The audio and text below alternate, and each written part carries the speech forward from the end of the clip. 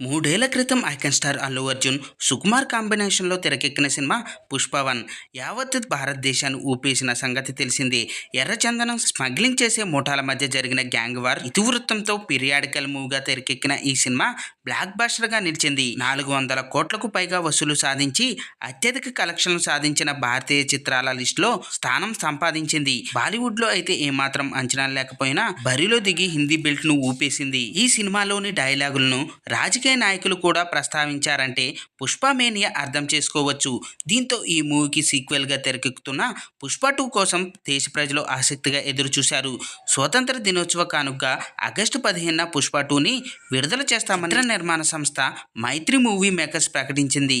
కానీ అనూహ్యంగా పుష్ప 2 విడుదలను వాయిదా వేస్తున్నట్లు మేకర్స్ సంచలన ప్రకటన చేయడంతో టాలీవుడ్ బన్నీ ఫ్యాన్స్ షాక్ అయ్యారు. ముందుగా అనుకున్న షెడ్యూల్ ప్రకారం ఆగస్టు 15న రిలీజ్ అవ్వాల్సిన ఈ మూవీని డిసెంబర్ 6న ప్రేక్షకుల ముందుకు తీసుకొస్తామని తెలిపింది.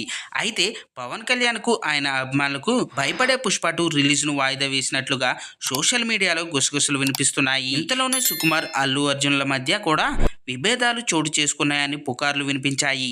కానీ పుష్ప 'ది రూల్' వాయిదా పడటానికి అసలు కారణాలేంటి అనేది మాత్రం బయటకు రాలేదు. కానీ ఆగస్టు 15న పుష్ప 2 విడుదల అయ్యుంటే బాగుండేదని ఆన్లైన్లో బన్నీ ఫ్యాన్స్ ఫీల్ అవుతున్నారు.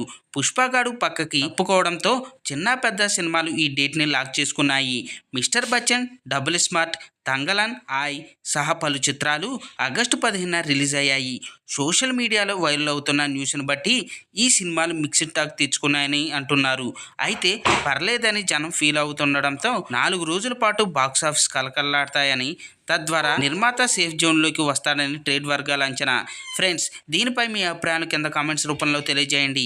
చూశారు కదా ఫ్రెండ్స్, ఈరోజు టాపిక్. ఈ వీడియో కనుక మీకు నచ్చినట్టయితే లైక్ చేయండి, మీ ఫ్రెండ్స్తో షేర్ చేసుకోండి, ఎలా ఉందో కామెంట్ పెట్టండి.